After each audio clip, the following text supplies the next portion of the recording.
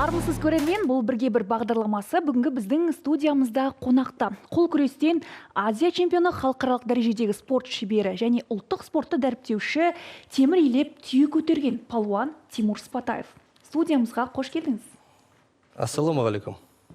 Қандай жаңалықтарыңыз бар? Күні кеше Түркиядан бір топ шәкіртіңізбен бірге жеңіспен оралғаныңызды білемін. Сол бір керемет жаңалықтан бастасақ. Рахмет, біріншіден арнайы Түркияда жүрген кезден бастап осылай сіздер құрметтеп шақырғандарыңызға, сіздердің студияларыңызды, жалпы сіздің сұхбаттарыңызды көріп тұрам. Үлкен мәселелерді қозғайсыздар және спортшыларға бұл жігер береді, талпыныс береді. Өзім де тыңдаймын, шетелдіктер де тыңдайды. Түркияға барған кезде, спортшылармен кездескен кезде айтып едім, олар да біз көрдік дейді. Сондықтан біз қуанып отырмыз. Екіншіден кеше ғана ел мүддесін ақтап, арнайы қазақ елінің атынан толағай деген бізде федерация ашылған. Соның ішіндегі бала толағай деген бағдарлама елордамыз Астанада білім басқарма басшысымен 12 мектепке кірген болатын, осы ұлттық спортта. Соның ішінде әр мектептердің арасында жарыс болады.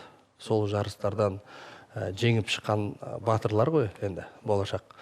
Соларды айтқан болатынмын. Арнайы мен сендерде чемпион болсаңдар, шетелге алып барам. Осында елді жерді көрсетемін. Ол жақта біздің ұлттық спорт толағайды дәріптейсіңдер, және сол жақтың Түркияның, қазақтың балалары бар, түріктің балаларымен екі жақ кездесіп, жақсы футбольный ойын сияқты коллаборация жасап, бір ұлттық спортты көтереміз деп. Бардық.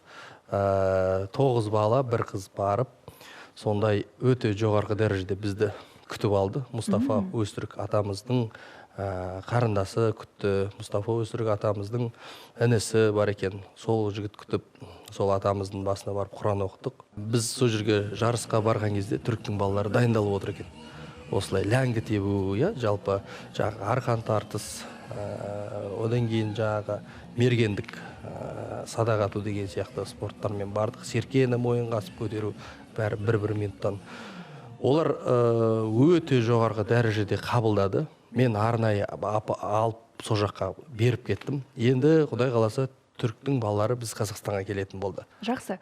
Өзіңіз қаншама жылдан бері мынау ұлттық спортты дәріптеп келесіз. Жалпы бұл күштік спорт түрлеріне деген қызығушылық әскерден басталған екен, Енді әскер қазір жастарға кішкене өкінішке орай әскерге бар десе бәрі әскерден қашыңқырайды ғой, өйткені бұрынғы сияқты біз әскери тәртіпке үйренбеген шығар. Қазір әскерді жамандап атады. Мен жалпы әскерге барғаным өте қуанам. Әскер, Бауыржан Момышұлы атамыз айтады ғой, ежелден ер тілегі, адалу ер болып туса, ердің тілегі дейді. Соғысағандай әскер біздің темірдей тәртіпке көндіреді. Әскерге барған кезде мен кішкене осалдау болып барғам. Сонымен әскери тәртіпті үйрені бастап алдыма мақсат қойды, мен чемпион болам. Сонымен кешкі жақын жатқан кезде, күндіз уақыт жоқ қой.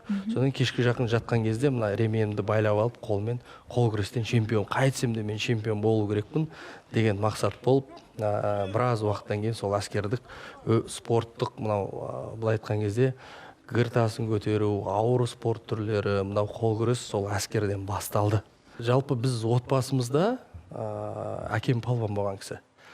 Әкем палуан, және менің ағаларымда палуан, солай батырлықты дәріптейтін. Балалық шақта мен туған жеріміз Райымбек ауданы Саржаз ауылында, бір ауылда айтатын болсақ, Мәулен Мамыров ағаларымыз Олимпиада чемпионының жүлдегерлері, қазіргі шығып жатқан Жаслан Қыдырбаев әлем чемпионы, және Назым Қызайбайқарын, Еркін Сайдақ, бір ауылдан 10-нан астам әлем чемпиондар шыққан.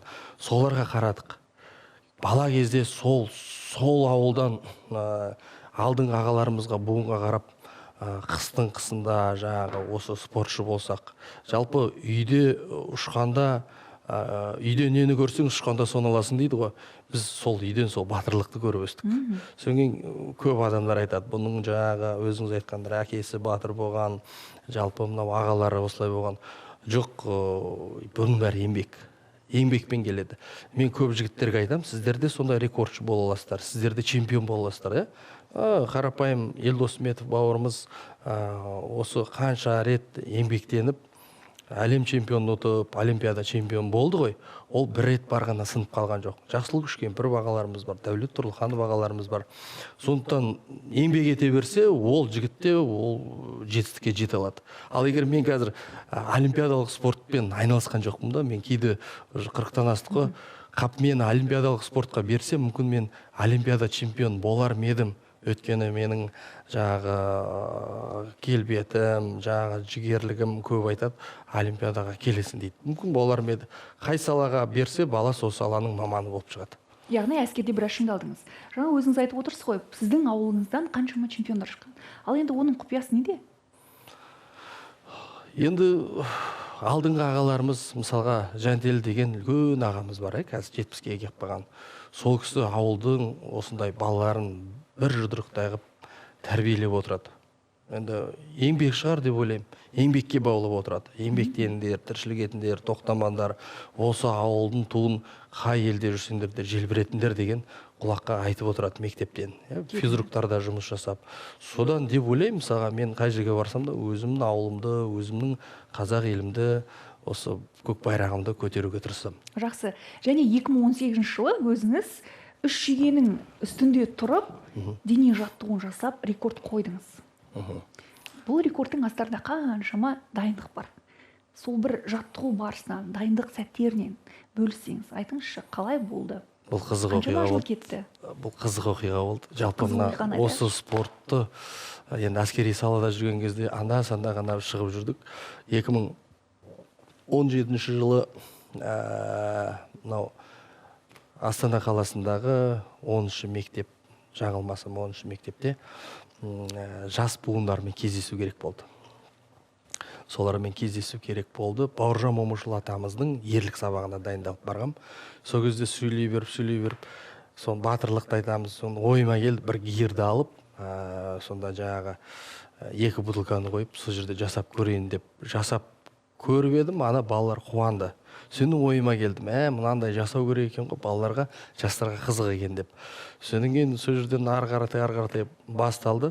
Соны YouTube арналарын бәрін қарап, Сергей деген бауырымызбен таныса бастадық. Осы Сергей Цирильников деген бауырымызбен танысып, ол да әскери салады екен, екеуміз күш сынасып көргім келді. Қолын бүйтіп тартып ұстап едім, қолы мықтылау. Бірақ енді мен сол спорттың шеберім ғой, тартып едім. Содан кейін ақырын бүйтіп жаңағы темірлерін көрдік. Темірлерін көріп, нетсем жасауға болады екен. Бірақ оның алдында мен балалардың алдында көрсетіп жүргем. Бірақ іздеп. Соңғы Сергейге айттым, давай Сергей екеуміз бірге жасайық деп. Сонымен екеуміз бірге қосылып, бірге біраз жерлерде выступать еттік. Қорғалжынның 70 жылдығында, Астанада, Алматы қалаларында жан-жақта кәсіби шеберлікті алмасып шықтық. Содан кейін ең алғаш мені Ресейдің Түмен деген қаласына шақырды. Сол қалаға барып, жаңағы ол кезде қатты біле білмеймін. Халықтың алдында қалай сөйлесу керек екен, шоуға қалай жұмыс жасау керек екен. Мына етіктерім, ұлттық киімдерімді ол кезде нақты емес.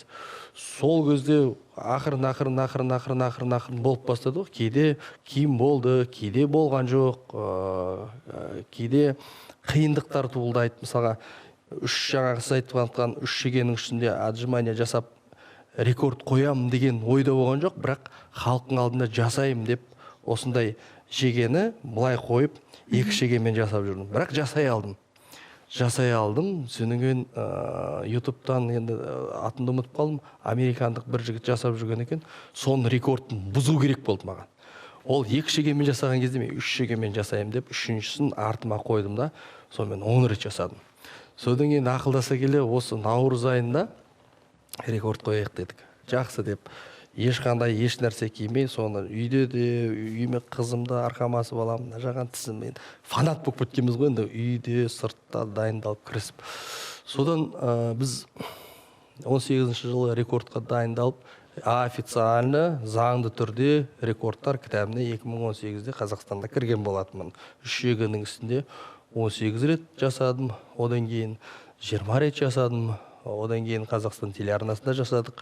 Сөйтіп рекорд деген нәрсені сол кезде түсініп, сол кезде біле бастадық. Тіпті сол шегелер қолыңызға кіріп кеткен кездерде болған екен ғой. Шегелер кіріп кетті. Францияда да шеге қолыма кірді, Америкада жасаған кезде мына жақтан, мына жақтан кірді. Оның бәрін айтып өтсек, қиыншылықпен бәрі келеді. Ана грелканы ұстап үрлеп жатқан кезде, бір халықтың арасында үрлеп нетіп жатқан есімді білмеймін, құлақ қаптым. Ол жерден де сондай сәттер көп болады, бәрі ойлайды, ой, керемет, халықтың алдына күшті киініп алған, бәрі оп-оңай. Жоқ, қиыншылығы барады. Бірақ мен осы спортты жақсы көрдім. Осының соңына дейін жеткізгім келді. Осы бабалардың ізін жалғастырғым келді. Бауыржан Момышұлы атамыз тағы айтады, батыр болып туылмайды дейді, батыр болып қалыптасады. Батыр болып ақырын қалыптасады. Жастарға да айтарым сол. Қазір мысалға 10 жастасыңдар ма, сендер спортпен шыңдалып, біліммен нұрланатын болсаңдар, ертең ақырын батыр болып қалыптасасыңдар. Жақсы. Тимур мырза, дәл қазір бізде эфирде жарнама. Құрмет көрермен, бірер минуттан кейін, жарнамадан кейін өздеріңізбен қайта қауышамыз.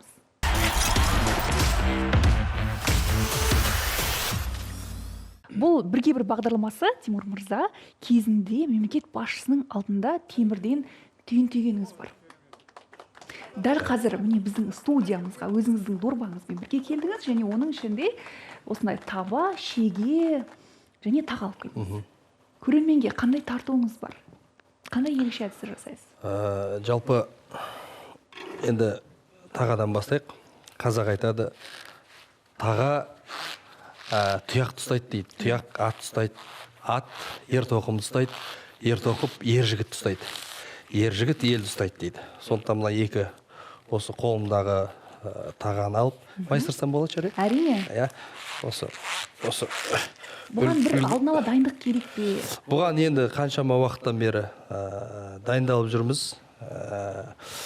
Бұған күш керек, мықтылық керек, табандылық керек.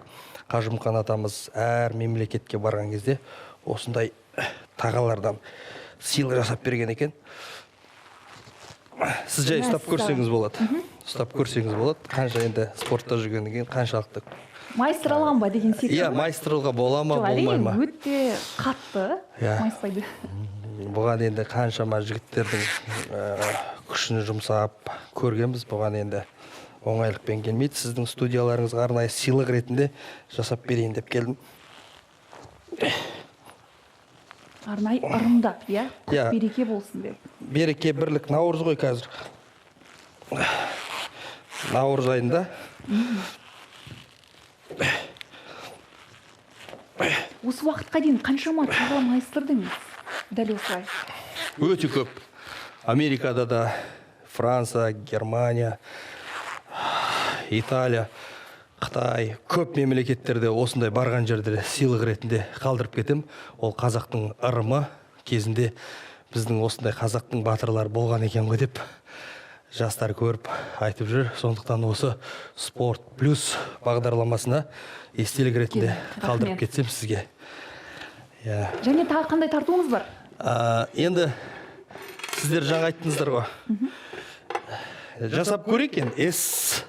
Спорт деп, енді ол дайындықсыз. Арнайы біздің спорт плюс телеарнамыз үшін шегені майыстырасыз, және одан S деген әріп шығарасыз, демек? Әріп шығарам деген ойдамын қазір. Сондықтан тікелей эфирді қолымыздан келгенше қазір жасайық. Бұл шегелер арнайы дайындалмаған, кәдімгі базардан алынған шегелер ғой. Кәдімгі қатты шеге ғой. Көрсеңіз болады, міне, қазір мынандай жасаймыз. Тікелей эфирден ешқандай дайындықсыз шегелер. Міне дәл осындай кәдімгі базардан алынған шегелер өте қатты, арнайы жасалмаған. Көріп тұрмыз, сіздің өзіңіз енді әжептәуір қиналып жасап жатырсыз. Оңай емес екен. Бірақ мен үшін кішкене оңайлау, өйткені мен жасап жүрмін ғой. Кішкене есқа келіп жатыр ма? Мына жағын қазір майыстырсақ, есқа келеді деген ойдамын енді. Әзірге сұрақ белгісі болып тұр. Қазірге сұрақ белгі.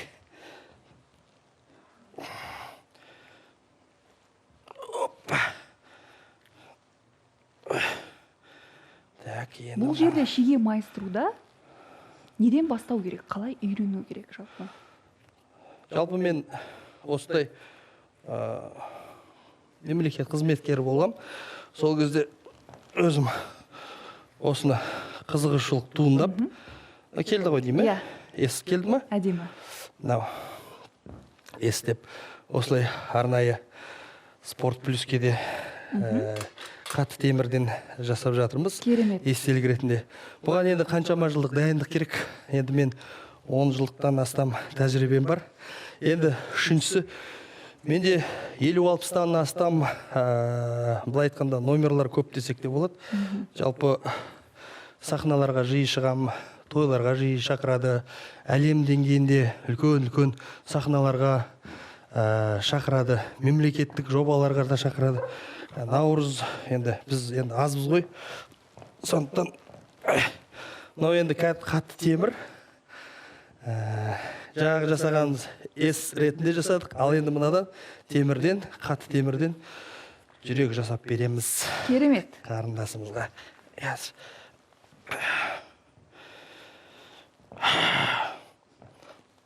Бұл енді біреуге оңай көрінуі мүмкін дейсіз. оңай қараған көрінуі мүмкін, бірақ енді қаншама күш кетеді. Бар кезде жасап алайық, кейін жасымыз келгенде жасай аламыз ба, жасай алмаймыз ба. Кейде бір 10-15 шақты күн жасамасам, істей алмай қалам. Неге екен? Өйткені жиі тәжірибелі жасап тұру керек екенсің да. Тәжірибе болмаса жасай алмай қаласың. Бұл бар ғой, сол кезінде әскерде жүрген кезде білекті билікпен байлап ұйықтағанның нәтижесі ма? Сол спортпен, қол күреспен айналысқанның нәтижесі ғой.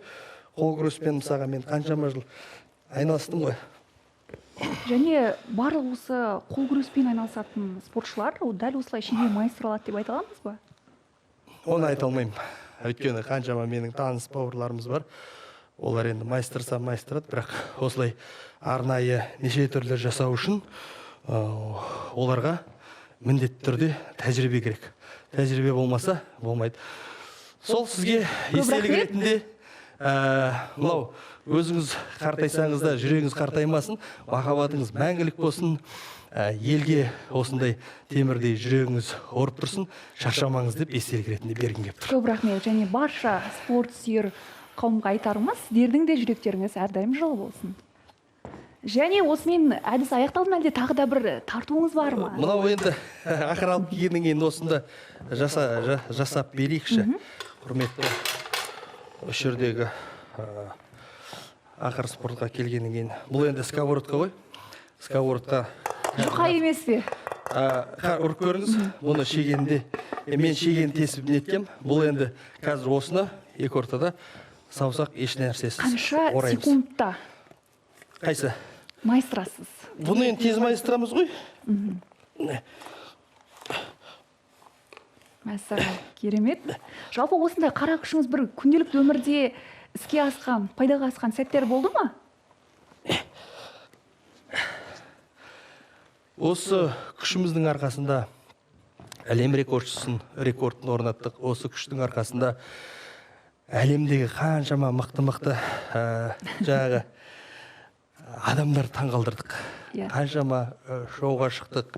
Осы күшіміздің арқасында жалпы мықты жерлерде кездесу жасап жатырмыз. Түркия елінде, Қырғыз елінде, Өзбек елінде, мынау Франция, Германия елдерінде жиі шақырады. Сондықтан мүмкін осындай өнеріміздің арқасында шақыратын шығар. Міне, осы өнеріміздің арқасында сіздердің де студияларыңызға келіп отырмыз. Қаншама телеарналарға келіп отырмыз. Үлкен рахмет. Жақсы. Жайғасайық, сұхбатымызды ары қарай жалғастырайық. Енді бұл табадан бір гүлге ұқсай ма, не нәрсеге ұқсатуға болады? Роза гүлге ұқсатуға болады, иә? Роза гүл деуге болады, және дүрбі сияқты бүйтіп жасаймыз. Былай қараған кезде, иә. Иә, бір қараған кезде.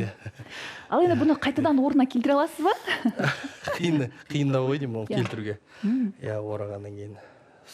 Бұл арқылы нені халыққа жеткізгіңіз келеді?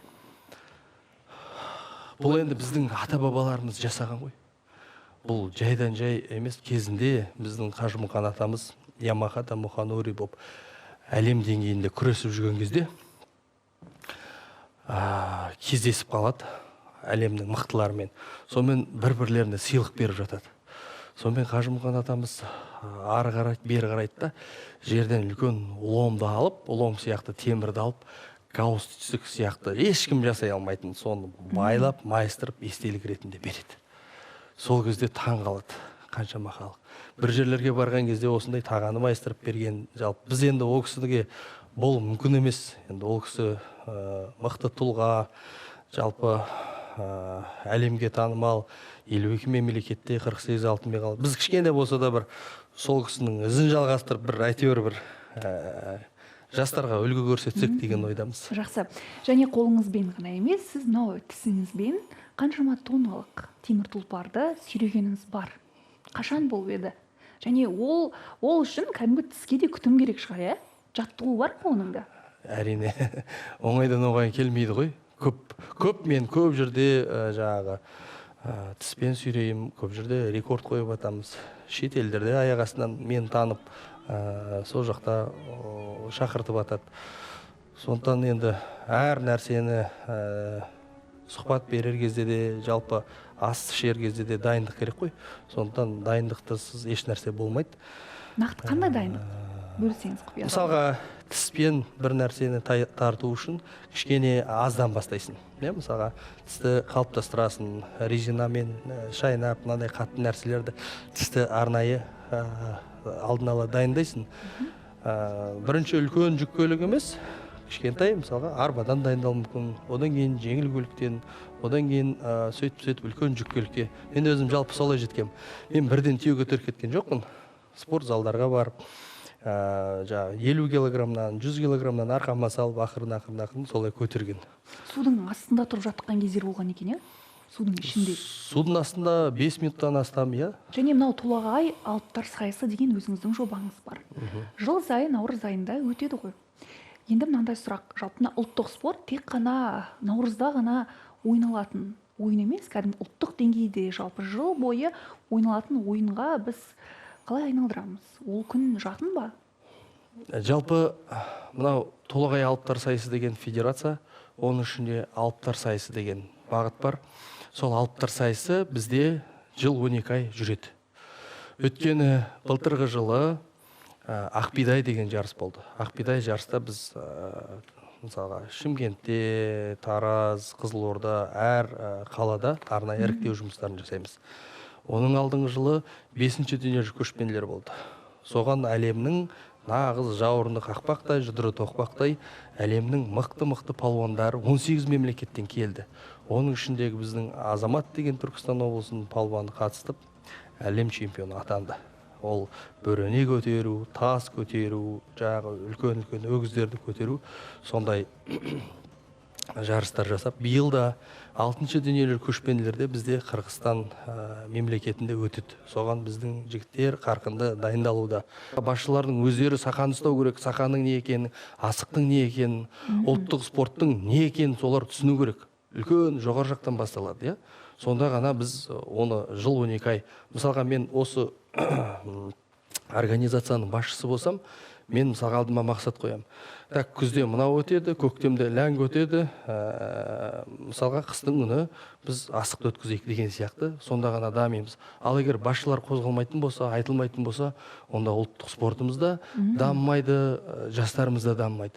Сол үшін мен арнайы Астана қаласында мынау бала Толағайды мектептерге кіргізіп жатқаным сол. Түсінікті. Жалпы енді сырттан қараған кезде өте мықты тұлға болып көрінесіз ғой. Дегенмен осы жолға жету барысында қаншама қиындықтардан өттіңіз.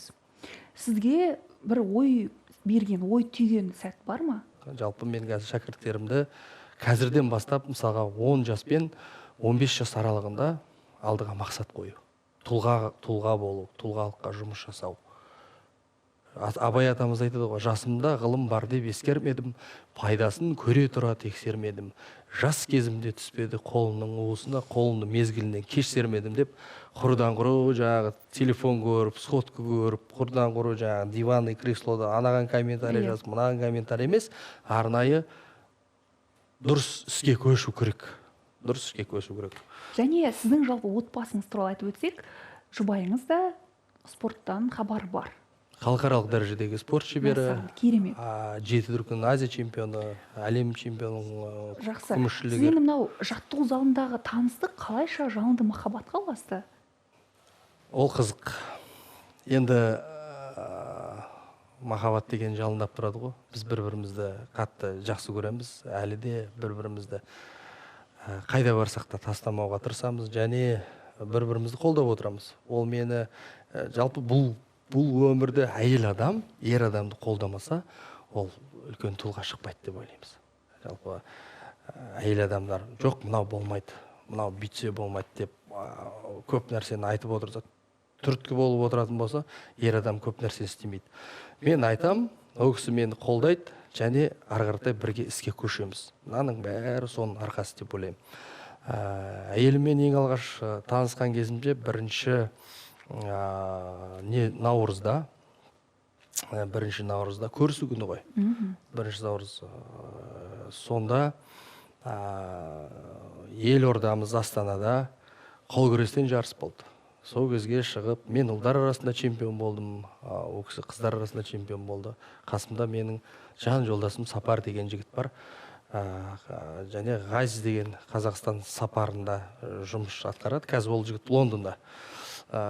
Сол бізді таныстырып, екеуміз бірге шай ішкеннен бастап жүрек лүпілін түсіндік.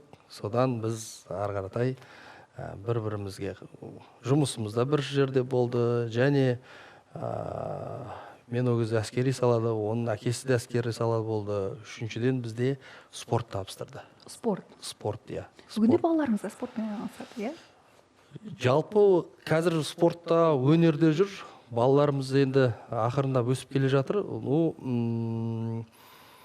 Бәрі бірдей спортшы болады деген ойда емеспін. Мен қазірше өзінің еркіндігінде. Балалар мүмкін болашақта өз таңлар. Жақсы. Сұхбатымызды аяқталуға жақын. Енді мақсат, алдағы жоспарлармен бөлісіңіз. Биылғы 6-шы дүниежүзілік көшпенділерде қазақтың сондай батыр жігіттерін апарғым келеді. Сол жақта апарып, қазақтың туын желбіретсе дейміз. Екінші жоспарымыз сол бала толағайды әр мектептерде кіргізіп жатқанымызда сол ұлттық құндылықты, қазақтың сол кейбіреулері өзінің ұлттық құндылығымен және ұлттық тілдерін білмей жатқандар да бар. Оны көріп жатырмыз. Солы көбейтсек, және біздегі спортпен көбірек шыңдалса, біліммен көбірек нұрланса, алдымыздағы жоспарларымыз қазір Монғолиядағы мемлекетке барсақ деп тұрмыз. Одан Қырғызстанда өтеді, одан биылғы жылғы Францияға да барғымыз келеді. Сондықтан шақырған жерден қалма, шақырмаған жерге барма дейді қазақ. Жоспарларымыз айқын. Құдай қаласа үлкен-үлкен белестерді бағындырамыз деп ойлаймын. Шақырғандарыңызға үлкен рахмет. Кейде бір нәрсені айтып қоясың ғой студияда. Сол болмай қалады.